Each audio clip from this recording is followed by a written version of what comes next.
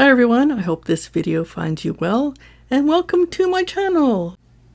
Shadow would like to ask you to subscribe, like, and leave me a comment. This helps the cat distribution system keep on working.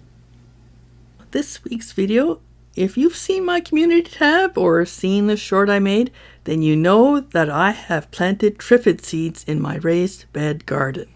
The triffid is a fictional plant created by John Wyndham in his 1951 novel The Day of the Triffids.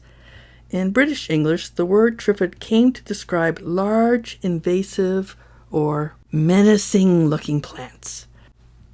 Now, in the novel, triffids are described as having a large base composed of 3 large blunt appendages, and if they're dormant, the appendages absorb nutrients from the soil just like normal plants.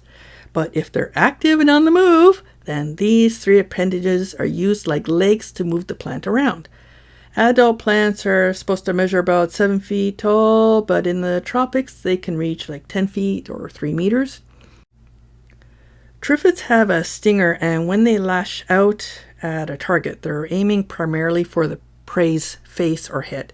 So this week I have decided to draw my version of a triffid. Enjoy!